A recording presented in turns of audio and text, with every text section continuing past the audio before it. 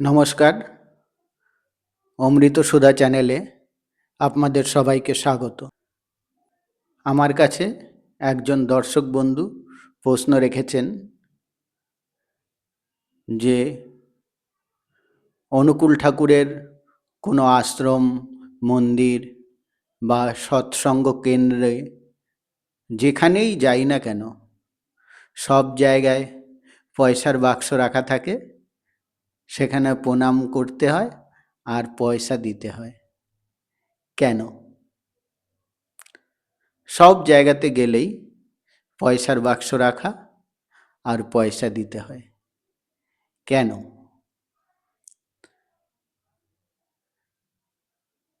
আমি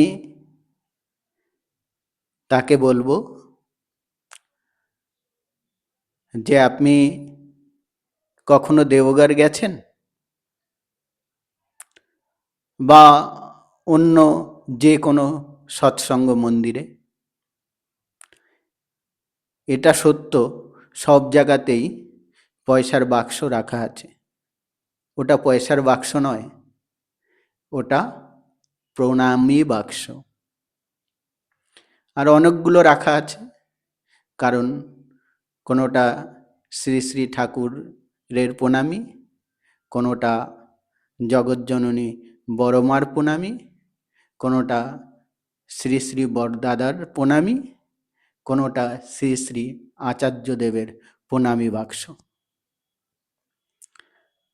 তো আপনাকে কি কেউ বলেছে ওখানে পয়সা দিতেই হবে? আপনার যদি ইচ্ছে না হয়, আপনি পয়সা কেন দিয়েছেন? আর একটা কথা, আপনি মন্দিরে বা সৎসঙ্গ কেন্দ্রে বা দেওঘরে বা পাবনাতে কি করতে গিয়েছিলেন? আমার একটা ছোট গল্প মনে পড়ে যাচ্ছে। আমার ফার্স্ট ইংরেজি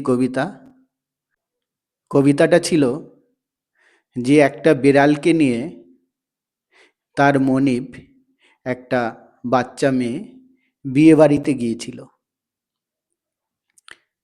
মানে সে তার বিড়ালটাকে এতই ভালোবাসতো যে সে তাকে সঙ্গে নিয়েই বিয়ে বাড়ি গিয়েছিল।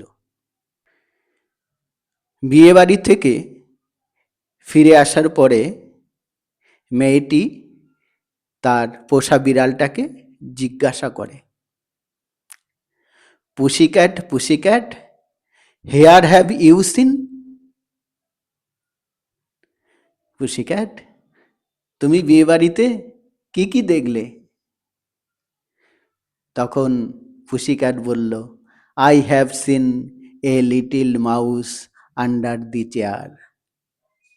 আমি দেখেছি একটা চেয়ারের নিচে একটা ছোট্ট ইঁদুরের বাচ্চা ছিল।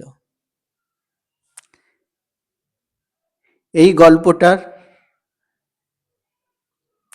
এই কবিতাটার সারমর্ম কি? যার স্বভাব বিড়ালের, সে একটা বিয়ে বাড়িতে বিয়ে, উৎসব, খাওয়া দাওয়া, আনন্দ কিচ্ছু দেখতে পেল না। সে দেখতে পেল চেয়ারের নিচে একটি ইঁদুর আছে। তেমনি বন্ধু, আপনিও দেওঘরে গিয়ে মানুষের ভক্তি, মানুষের শ্রদ্ধা, মানুষের ডিসিপ্লিন, ধর্মীয় জগতের থেকেও যে এত সুন্দর ডিসিপ্লিনভাবে চলা যায়, দেওঘরে প্রতিদিন লক্ষ লক্ষ মানুষ একটা শৃঙ্খলার মধ্যে চলে ঠাকুরের, ঈশ্বরের আরাধনা করেন, টাইম টু টাইম প্রার্থনা করেন, সৎসঙ্গ করেন, ঠাকুরের আলোচনা করেন, মানুষের সেবায় নিযুক্ত হন, বিভিন্ন সমাজ সেবামূলক কাজে নিযুক্ত হন। প্রচুর মানুষ আনন্দবাজারের প্রসাদ পেয়ে লোকের জরা ব্যাধি দূর হয়, মানুষ আনন্দে প্রসাদ গ্রহণ করেন, মানুষ দেওঘর এরিয়া ভ্রমণ করেন। আপনি কি মশাই এসব কিছু দেখতে পেলেন না? আপনিও কি ওই বিড়ালের স্বভাবের? আর একটা গল্প, সেটা হলো 4 জন অন্ধ হাতি দেখতে গেছে। এবার একজন অন্ধ হাতির গায়ে হাত বোলাতে গিয়ে হাতির লেজটা ধরেছে, ধরে বলছে, ধুর, হাতি তো একটা সরু লাঠির মতো। আর একজন হাতির একটা পা ধরেছে, বলে, হাতি শুনেছি অনেক বড়, এ তো একটা থামের মতো। একজন হাতির কানে হাত দিয়েছে, কানে হাত দিয়ে বলছে, এ হাতি, এ তো একটা কুলোর মতো। আর একজন হাতির পেটে হাত বোলাচ্ছে, বলে, হাতি তো একটা বিরাট বড় জ্বালার মতো।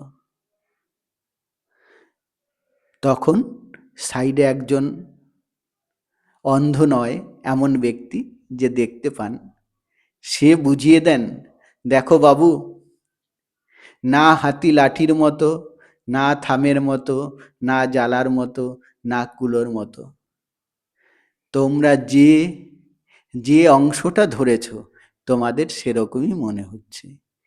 আর এই সব কিছু মিলিয়ে একটা বৃহৎ জন্তু হলো, একটা বৃহৎ পশু হলো হাতি।